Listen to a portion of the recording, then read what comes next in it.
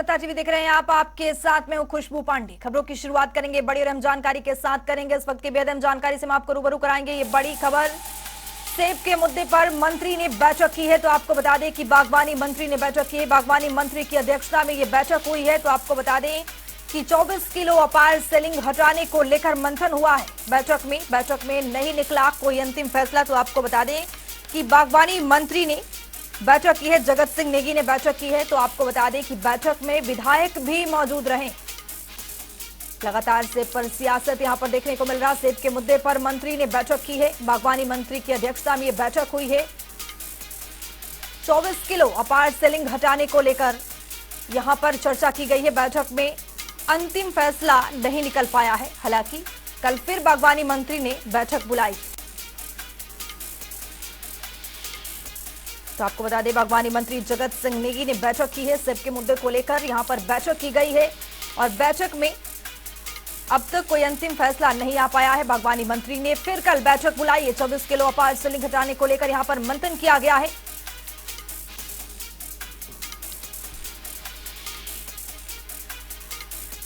तो बागवानी मंत्री जगत सिंह नेगी ने अधिकारियों के साथ ये बैठक की है। बैठक में विचार विमर्श किया गया है, लेकिन अंतिम फैसला यहां पर नहीं निकल पाया है। तो हमारे साथ शिमला से हमारे संवाददाता रोबिन शर्मा जुड़ चुके हैं। रोबिन, जिस तरह से यहां पर बागवानी मंत्री जगत सिंह नेगी ने बैठक की अधिकारियों के साथ, सेब बागवानों के लिए यहां पर कितना राहत? बिल्कुल, जो आज की बैठक हुई है बागवानी मंत्री की अधिकारियों के साथ ये बैठक हुई है जी। कुछ भी इसमें बड़ा फैसला तो अभी तक निकल कर नहीं आया है।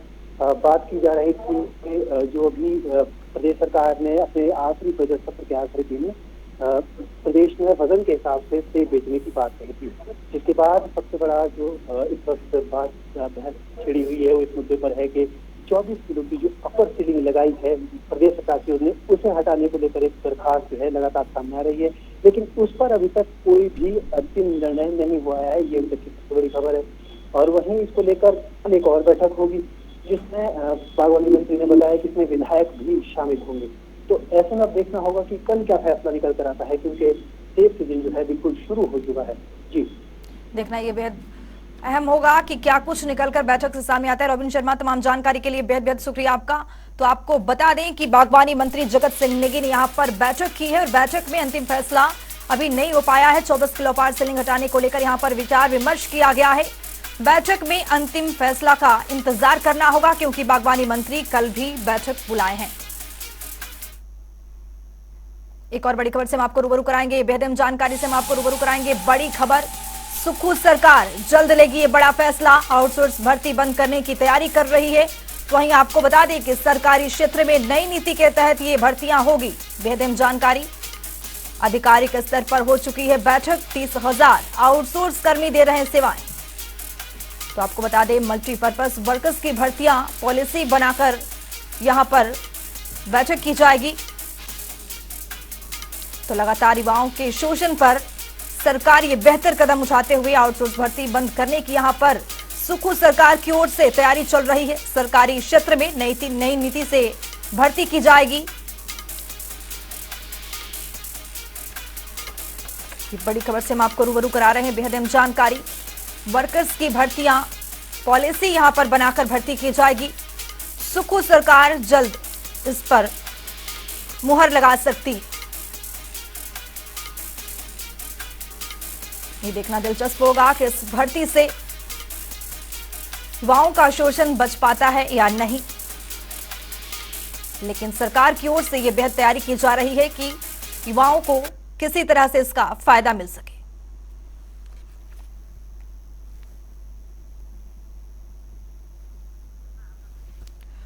तो वहीं आपको बता दें सरकारी क्षेत्र में नई नीति से होगी भर्ती। सुखू सरकार ये बड़ा फैसला लेने की ओर कदम अग्रसर कर रही है। तो आपको बता दें कि 30,000 आउटसोर्स कर्मी सेवाएं दे रहे हैं। तो हमारे साथ शिमला से विकास शर्मा हमारे ब्यूरो चीफ जुड़ चुके हैं। विकास जी, जिस तरह से हिमाचल सरकार आउटसोर्स भर्ती बंद करने की तैयारी कर रही है, क्या कुछ खास है इसमें? क्या इससे लगता है कि युवाओं की शोषण यहाँ पर खत्म हो जाएगी? बिल्कुल बिल्कुल, और इसी कवायद को तेज करने की कोशिश जो है वो राज्य सरकार कर रही है। और जिस तरह से अगर पूर्व की हम बात करें तो कई सरकारें आई और लगातार ये बात कहती रही कि जो आउटसोर्स कर्मचारी हैं उनके लिए कोई नीति जरूर बनाई जाएगी, और लगातार मांग जो है आउटसोर्स कर्मचारियों की तरफ से भी यही की जा रही है कि सरकार क्यों ना कोई नीति लेकर आए, क्योंकि हम ये देख रहे हैं कि 30,000 के आसपास जो है इनकी एक बड़ी संख्या है जो कि आउटसोर्स कर्मचारी के रूप में सेवाएं अपनी दे रहे हैं लोग। और इसके साथ ही जो सरकारी विभाग हैं, निगम हैं, बोर्ड हैं, इन्हीं में ये तैनाती जो है इनकी की गई है। और सबसे बड़ी बात यह है कि हिमाचल प्रदेश में 120 ऐसी कंपनियां हैं जो इस तरह से आउटसोर्स के जरिए जो है वो अब नियुक्तियां यहाँ पर करती है, नियुक्तियां यहाँ पर देती है। लेकिन गड़बड़ी कई तरीके से देखी जा रही है। गड़बड़ी ईपीएफ ना काटे जाने को लेकर भी है, ईपीएफ काटे जाने को लेकर भी है, और इसके साथ साथ 10,000 रुपए से कम प्रतिमाह जो है वो इन्हें वेतन यहाँ पर दिया जाता है। तो इस तरह से शोषण अपना आउटसोर्स कर्मचारी लगातार सरकार के सामने जो है वो बताते हैं कि इनका शोषण जो है वो यहाँ पर हो रहा है। इन तमाम चीजों को देखते हुए अब राज्य सरकार ने यह तय किया है कि इनके लिए कोई नीति लाई जाएगी और आउटसोर्स के जरिए जो भर्तियां यहाँ पर होती थी अब उन्हें बंद करने की कवायद तेज की जा चुकी है। इसके साथ ही ये बताया गया है राज्य सरकार की तरफ से भी कि इस बारे में पहले भी बैठकें जो है वो 1-2 दौर की बैठकें इसमें हो चुकी हैं।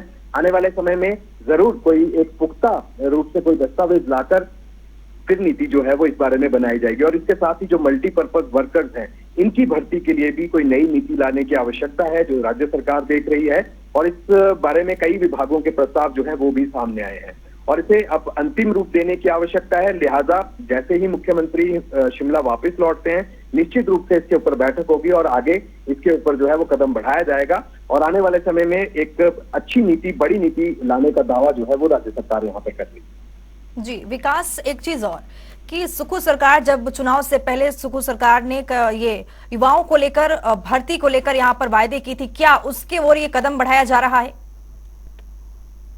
और राज्य सरकार का तो ये दावा है कि बड़ी तादाद में जो पिछले 6 महीने के कार्यकाल को अगर हम देखें तो बड़ी तादाद में जो कैबिनेट है, जब भी मंत्रिमंडल की बैठक होती है उसमें भर्तियां यहाँ पर निकाली जाती है। और ये कहा गया है, जो कि एक गारंटी भी है कांग्रेस पार्टी की सत्ता में आने से पहले, कि हर साल 1 लाख युवाओं को नौकरियां जो है वो यहाँ पर दी जाएंगी और पूरे 5 साल के अंदर 5 लाख युवाओं को नौकरियां यहाँ पर देनी है। लेकिन क्या धरातल पर ये तमाम चीजें होंगी और इसमें अड़चन किस तरह से वो आ सकती है, हर पहलू के ऊपर नजर रखी जा रही है। बैठकों का दौर जारी है, कैबिनेट सब कमेटी तक इस पर बनाई गई है। जी विकास, हमारे साथ नरेश चौहान प्रधान मीडिया सलाहकार मुख्यमंत्री के जुड़ चुके हैं। नरेश चौहान जी, जनता टीवी में आपका बहुत बहुत स्वागत है सर। धन्यवाद जी। नरेश चौहान जी, हिमाचल सरकार आउटसोर्स भर्ती बंद करने की पूरी तैयारी कर रही है, क्या इससे वाकई फायदा होगा? नहीं, देखिए स्वाभाविक तौर पे 30,000 से ऊपर जो लोग पिछले कई सालों से काम कर रहे हैं और पिछले 5 वर्ष जब भाजपा की सरकार थी तो वो कुछ सरकार के साथ हमेशा बात करते रहे कि हमारे लिए नीति बननी चाहिए, आउटसोर्स में उनका क्या भविष्य रहेगा। तो लेकिन पिछली सरकार और मुख्यमंत्री वो कुछ नहीं कर पाए। हमारी सरकार ने और माननीय मुख्यमंत्री जी ने तय किया कि हम इन लोगों के लिए एक अच्छी नीति बनाने का प्रयास कर रहे हैं। इनके भविष्यों के साथ कैसे फैसला लिया जाए जो इनके साथ खिलवाड़ ना हो। इनका जो जीवन है, अगर ये 10 साल से है और इनको निकाल दिया जाए, आउटसोर्स करनी है, ठेकेदारों के पास काम कर रहे हैं, तो इस पे हमारे मुख्यमंत्री जी का, सरकार का बड़ा सिंसियर सोच है कि इनके लिए हम नीति बनाने का प्रयास करेंगे जो अच्छी नीति होनी चाहिए। जी नरेश चौहान जी, लगातार विपक्ष की ओर से ये कहा जा रहा है कि कर्मचारियों का वेतन तो सही समय पर सरकार नहीं दे पा रही है, लेकिन ये और नई नीति का तैयारी करना ये कितना सही होगा? ये विपक्ष की ना जो बयानबाजी है वो केवल विपक्ष की अपनी भूमिका निभाने तक, उसमें कोई गंभीरता नजर नहीं आती, वास्तविकता नजर नहीं आती। मैं पिछले कई 10-15 दिनों से देख रहा हूँ कि विपक्ष की कोई मजबूरी लगती है मुझे, तो वो फैक्ट्स पे बात नहीं करते हैं। क्या आप 35,000 जो लोग हैं, हमारे बच्चे हैं, क्या इनके लिए नीति बनाना गलत है क्या? अगर आपने कुछ नहीं किया तो दूसरे लोग, अगर हमारी सरकार कुछ करना चाह रही है तो आप उसकी आलोचना करते हैं। आप अपना स्टैंड क्लियर करें जयराम जी कि वो क्या सोचते हैं इसके बारे में, क्या होना चाहिए। विपक्ष का मतलब ये नहीं कि केवल विरोध करना विपक्ष होता है, अच्छी बात के साथ, अच्छे सुझाव के साथ सरकार के साथ विपक्ष को खड़ा होना चाहिए। जी नरेश चौहान जी हमारे साथ, हमारे ब्यूरो चीफ विकास शर्मा जुड़ चुके हैं। विकास जी, जिस तरह से नरेश चौहान जी को आप सुन रहे थे, अगर आपका कोई सवाल है तो आप पूछ सकते हैं। बिल्कुल नरेश जी से मेरा सवाल यही है कि लगातार ये बात उठती रही है नरेश जी कि आउटसोर्स कर्मचारियों को लेकर नीति बनाने की बात जो है वो यहाँ पर की जाए। विपक्ष अपनी बात कहेगा, आप निश्चित रूप से सही कह रहे हैं, विपक्ष अपनी भूमिका निभाएगा, लेकिन आज जिस तरह से आउटसोर्स कर्मचारी जो हैं वो स्वास्थ्य विभाग में जो है अब उनका समय जो है वहां पर पूरा हो चुका है, जो कॉन्ट्रैक्टर था उसका जो है अवधि है वो पूरी हो चुकी है, तो आगे का रास्ता अब उनके लिए क्या है? आप नीति लेकर आएंगे वो तो अगली बात है, लेकिन जो पिछले कर्मचारी थे जिनका अब समय खत्म हो गया है, कॉन्ट्रैक्टर उन्हें मना कर रहा है, उनके लिए आखिरी रास्ता अब आगे क्या है? नहीं, देखिए जो आपने जिक्र किया स्वास्थ्य विभाग के 1890 लोग, ये कोरोना के दौरान जो फंड आया, जो एक प्रोजेक्ट था उसके तहत इनको रखा गया था। और सरकार से जो कोरोना की जो सहायता थी, वो जो फंड था वो बंद हो गया, वो प्रोजेक्ट खत्म हो गया। लेकिन हमारा सवाल ये है कि हमने तो 30 से 35 हजार जो कर्मचारी हिमाचल के विभिन्न विभागों में ठेकेदारों के थ्रू आउटसोर्स पे काम कर रहे हैं, वो काफी समय से पूरे पिछले 5 वर्षों में अपनी लड़ाई लड़ते रहे कि सरकार से उनकी मांग थी कि हमारे लिए कोई नीति बनाई जाए कि हमारा क्या भविष्य रहेगा आगे, हमें सरकार किस रूप से सरकार के साथ हमारी सेवाएं जुड़ेंगी, क्या हमारे को डेली वेजेस में लिया जाएगा या हमारा क्या भविष्य होगा। वो पिछली सरकार और पिछले जो मुख्यमंत्री थे जयराम ठाकुर वो नहीं कर पाए, लेकिन हमारी सरकार और हमारे मुख्यमंत्री जी इस बात को लेके गंभीर हैं कि हमको इनके लिए योजना बनानी चाहिए।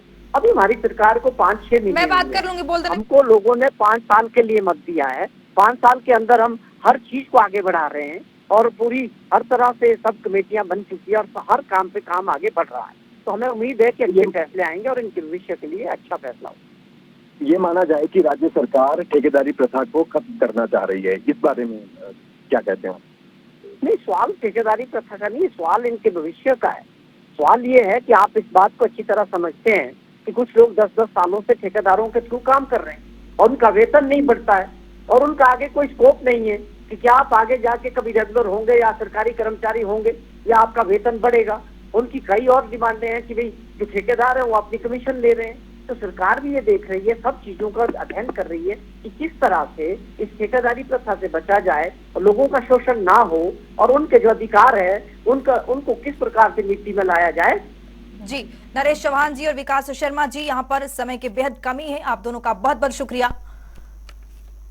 तो चलिए खबरों में आगे बढ़ते हैं। शानन प्रोजेक्ट हासिल करने चंडीगढ़ में 7.19% हिस्सेदारी है और हिमाचल में चल रही विद्युत परियोजनाओं पर वाटर सेस लगाने के अपने स्टैंड पर हिमाचल सरकार कायम है। हिमाचल के मुख्यमंत्री सुखविंदर सिंह सुक्खू का कहना है कि हमारे हक है और हम इन्हें हासिल करेंगे। साथ ही सीएम ने पंजाब को बड़ा भाई बताते हुए कहा कि पंजाब शानन पावर प्रोजेक्ट हिमाचल को सौंप कर अपना हक अदा करे। हिमाचल भी छोटा भाई होने के नाते पंजाब से अपील करेगा कि वो हमारा हक कानूनी रूप और नियमों के तहत हमें सौंप दे। हिमाचल में सेब बागवानों को सेब के अच्छे दाम मिल रहे हैं, लेकिन सेब उत्पादक क्यों परेशान हैं? देखिए हमारी खास रिपोर्ट में।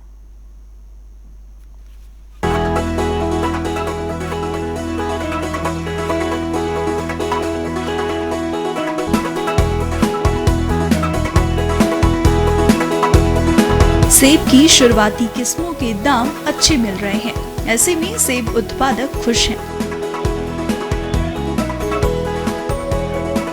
लेकिन साथ ही उनमें निराशा भी है, क्योंकि व्यापारियों ने सरकार के नए नियमों की आड़ में धोखाधड़ी का एक नया साधन ढूंढ लिया है।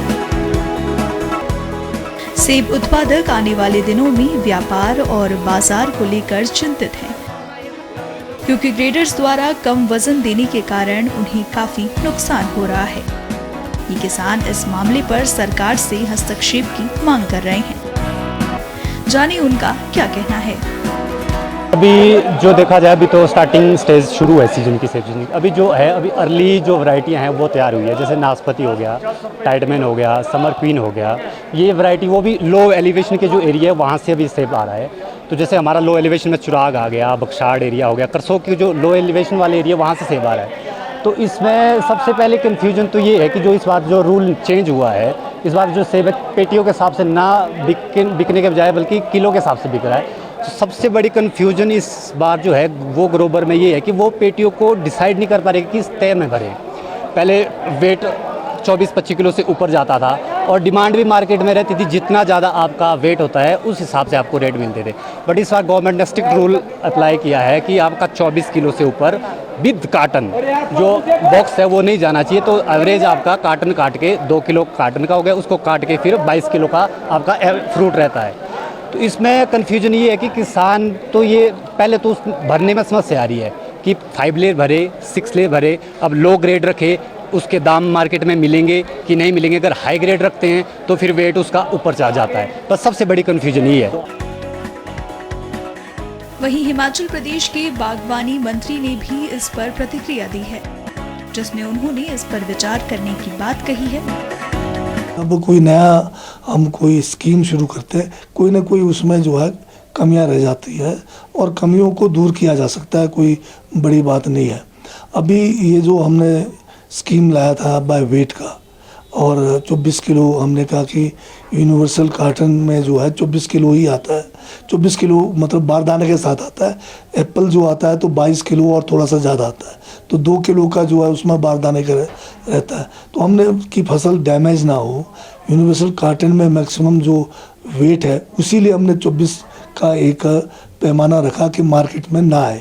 परंतु इस बार क्योंकि पिछले बार यहाँ पर टेलीस्कोपिक जो है कि कार्टन चले थे और लास्ट ईयर के बहुत सारा जो टेलीस्कोपिक कार्टन है फार्मर्स के पास पड़े हुए हैं, तो उसको जो है जो बर्बादी होनी थी, अगर हम इस बार यूनिवर्सल पे ही जाते हैं तो हमने एक फ्लेक्सिबिलिटी रखा कि लोग चाहे यूनिवर्सल में लाएं, चाहे आप टेलीस्कोप में लाएं, चाहे आप क्रेट में लाएं, पर अपर लिमिट हमने मार्केट में रखा ताकि फसल ठीक से आए, डैमेज ना हो। आपको बता दें कि हिमाचल प्रदेश में विभिन्न ऊंचाई वाले क्षेत्रों में सेब की फसल की कटाई 1 सप्ताह से अधिक समय से शुरू हो गई है। सेब की कीमत 100 से 120 रुपए प्रति किलोग्राम है। इस साल सरकार ने फलों की पैकेजिंग के लिए 24 किलोग्राम के डिब्बे की सीमा तय की है। किसान उचित 24 किलोग्राम पैक करने में सक्षम नहीं है और उन्हें फलों की स्वीकार्य सीमा के लिए भुगतान नहीं किया जा रहा है। अगली बड़ी खबर को रुख करेंगे। इस वक्त की बेदम जानकारी से हम आपको रूबरू कराएंगे। ये बड़ी खबर, ऊना में बारिश का दौर जारी है। तो एक बार फिर से बारिश का दौर देखने को मिला है। हरौली में बारिश के बाद बाढ़ जैसे हालात हो गए हैं, तो पानी में बह गई एक स्कॉर्पियो गाड़ी। ये बेहद अहम जानकारी, ये बड़ी खबर। पानी के तेज बहाव में गाड़ी बह चुकी है। क्षेत्र के कुछ घरों में पानी भी घुस गए। तस्वीरों के जरिए आप देख रहे हैं किस तरह से यहाँ पर बाढ़ की स्थिति बनी हुई है। ऊना में बारिश का दौर लगातार जारी है और यहाँ पर स्कॉर्पियो गाड़ी लगातार कड़ी मशक्कत के बाद इसको बाहर निकालने की कवायद शुरू की गई है। तो यहाँ पर बारिश का कहर देखने को मिल रहा है, बाढ़ जैसे हालात बने हुए हैं। ये तस्वीरों के जरिए आप देख रहे हैं किस तरह से स्कॉर्पियो गाड़ी बाढ़ में, ये बरसात में बहता हुआ ये पानी जिस तरह से देख रहे हैं, बाढ़ की स्थिति यहां पर लगातार बना हुआ है। पानी के तेज बहाव में गाड़ी भी बह रही है, तो क्षेत्र के कुछ घरों में पानी भी घुस गया है। तो यूना से तस्वीर हम आपको दिखा रहे हैं। हरौली में बारिश के बाद बाढ़ जैसे हालात बने हुए हैं।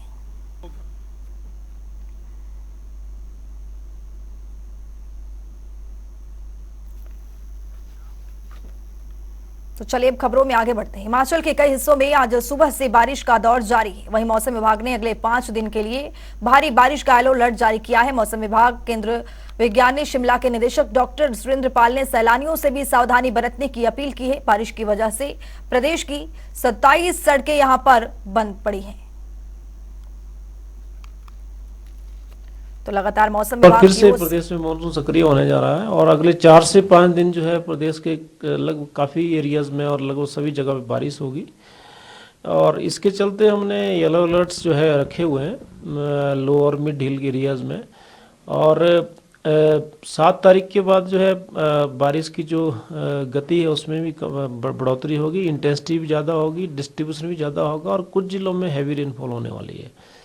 तो एक बार फिर से जो है मानसून जो है सक्रिय होगा। जहाँ तक मानसून के ओवरऑल बारिश की बात है तो काफ़ी अच्छी पोजीशन में है। प्रदेश में 1 जून से अब तक करीब 21% जो है ज़्यादा बारिश हुई है। सभी जिलों में सामान्य नॉर्मल के आसपास बारिश है, सिर्फ लाहौल स्पीति को छोड़ के, क्योंकि वहाँ तो मानसून वैसे भी कम होता है। तो देवभूमि में कितने कहां बरसे बदरा? नाहन में सबसे ज्यादा 21 मिलीमीटर बरसात हुई, मंडी में 14 मिलीमीटर बारिश हुई है। तो भी कुछ 24 घंटे का आंकड़ा हम बता रहे हैं। कांगड़ा में 8 मिलीमीटर बारिश यहां पर दर्ज की गई है। तो बिलासपुर में 5, ऊना में 1 मिलीमीटर बारिश हुई है। डलहौजी में 3 मिलीमीटर बारिश हुई है। तो वहीं शिमला में 16% ज्यादा बारिश हुई है। अगर बिलासपुर की बात करें तो बिलासपुर में 2% बारिश कम। तो वहीं चंबा में 48% कम बारिश हुई है। तो वहीं हमीरपुर की बात की जाए तो 97% कम बारिश हुई है। चंबा में आज सुबह से मौसम ने करवट बदल दी है। जिला चंबा के ग्रामीण क्षेत्रों में सुबह से बारिश का दौर जारी है। बारिश होने से एक तरफ जहां तापमान में गिरावट दर्ज की गई है, तो वहीं लोगों को गर्मी से निजात भी मिल रही है। इधर बारिश की वजह से नदियां उफान पर हैं। बैरासियोल नदी के अपना रौद्र रूप दिखाना शुरू कर दिया है। नदी के तेज बहाव की वजह से प्रशासन से लोगों से नदी नालों के पास न जाने की लगातार अपील की जा रही है। ये दो तस्वीर आपके सामने। जिला चंबा में मौसम ने बदली करवट, आज सुबह से बारिश का दौर जारी। हिमाचल प्रदेश मौसम विभाग की ओर से बताई गई आकाशवाणी अब सही साबित होती हुई दिखाई दे रही है। जिला चंबा के ग्रामीण क्षेत्रों की बात करें तो जिला चंबा के ग्रामीण क्षेत्रों में आज सुबह से मौसम ने करवट बदली है और बारिश का दौर लगातार जारी है। मेरे पीछे आप तस्वीरें देख सकते हैं। पहाड़ों पर चारों ओर धुंध का प्रकोप देखने को मिल रहा है। चारों ओर धुंध छाई हुई है और लगातार जो है वो बारिश का दौर जारी हो चुका है, जिस कारण की तापमान में भी काफ़ी गिरावट दर्ज की गई है। बारिश होने से एक तरफ जहां लोगों को गर्मी से निजात मिल रही है, वहीं तापमान में भी काफ़ी गिरावट दर्ज की गई है। ये बारिश कहीं ना कहीं किसानों और बागवानों के लिए लाभदायक साबित होगी, क्योंकि जिला चंबा के ग्रामीण क्षेत्रों में इन दिनों किसानों द्वारा मक्की की फसल लगाई गई है। ऐसे में मक्की की फसल के लिए इस बारिश का होना वरदान से कम नहीं है। मौसम विभाग की ओर से हिमाचल प्रदेश में 2 दिन लगातार बारिश बताई गई है और अब जिला चंबा में बारिश का क्रम जारी हो चुका है। देखते रहिए जनता टीवी के लिए चंबा से मोहम्मद आशिक की रिपोर्ट। तो अगली बड़ी खबर की रुख करेंगे। इस वक्त की बेहद अहम जानकारी से हम आपको रूबरू कराएंगे। बड़ी खबर शिमला से आ रही है। शिमला में क्षत्रिय देव संगठन का प्रदर्शन यहां पर जारी है। तो बेहद अहम जानकारी, प्रदेश सचिवालय के बाहर यह विरोध प्रदर्शन किया जा रहा है। भारी बारिश में धरना प्रदर्शन जारी है। सर्वणों के अधिकार में नारेबाजी कर रहे हैं। शिमला में क्षत्रिय देव संगठन का यहां पर लगातार प्रदर्शन जारी है। तो आपको बता दें, प्रदेश सचिवालय के बाहर ये विरोध प्रदर्शन किया जा रहा है। तस्वीरों के जरिए आप देख रहे हैं किस तरह से यहां पर विरोध प्रदर्शन करते हुए नजर आ रहे हैं। तो वहीं आपको बता दें, तो देवभूमि में संगठन का लगातार यहां पर प्रदर्शन जारी है। प्रदेश सचिवालय के बाहर यह विरोध जताया जा रहा है। भारी बारिश में प्रदर्शन करते लोग दिख रहे हैं। इस हिमाचल प्रदेश में तो 8-10 ऐसे हो गए नए जो अभी जिनको जानता कोई नहीं है, लेकिन सोशल मीडिया के माध्यम से अपने गुरुओं को देखकर उन्होंने उछलना शुरू कर दिया, जिन्होंने अभद्र टिप्पणियों का प्रयोग करना शुरू कर दिया। कई तो आप लोग जानते हैं मीडिया वाले, हम उन लोगों के नाम अपनी जुबान से नहीं लेते कि कौन लोग हैं कौन लोग नहीं। आप लोग बड़े अच्छे तरीके से जानते हैं, पुलिस प्रशासन बहुत अच्छे तरीके से जानता है। और देश में एक के बाद एक आप सोशल मीडिया चलाते हैं, न्यूज चैनल चलाते, एक के बाद एक वीडियो आ रही है, एक के बाद एक वीडियो आ रही है। और शिमला में HPIRDC प्रशिक्षण शिविर करवा रहा है। पुलिस कर्मियों ने सड़क सुरक्षा को लेकर शिविर में भाग लिया है। DIG TTR गुरुदेव शर्मा ने बताया है कि सड़क दुर्घटना में सबसे बड़ा कारण ओवर स्पीडिंग है। साथ ही बताया है कि हिमाचल में होने वाली सड़क दुर्घटनाओं की दर राष्ट्रीय दर से ज्यादा है। हालांकि साल 2017 के बाद प्रदेश में सड़क दुर्घटनाओं की दर में लगातार गिरावट दर्ज की जा रही है। रोड सेफ्टी इनिशिएटिव है, उसके तहत ही वर्ल्ड बैंक के द्वारा एक प्रोजेक्ट हमारे यहाँ पे चला हुआ है HPRIDC के थ्रू, और जिसके जो कंसल्टेंट है मिस्टर टोनी मैथ्यू मेरे साथ खड़े हुए हैं। तो TRL उसके कंसल्टेंट हैं और TRL के द्वारा ये 2 दिन का जो ट्रेनिंग प्रोग्राम है सदर्न रेंज के पुलिस ऑफिसर्स की कैपेसिटी बिल्डिंग के लिए यहाँ पे करवाया जा रहा है। तो इसमें फर्स्ट डे आज जो है ट्रैफिक मैनेजमेंट और एनफोर्समेंट रेगुलेशंस के बारे में इस पर चर्चा की जाएगी, और कल जो है नेक्स्ट डे है इन्वेस्टिगेशन पे जो है इनको ट्रेनिंग दी जाएगी। फैकल्टी भी हमने यहाँ पे दिल्ली से हमारी फैकल्टी आई हुई है, institute of road traffic education doctor. वक्त छोटे सा ब्रेक का है, देखते रहिए जनता टीवी।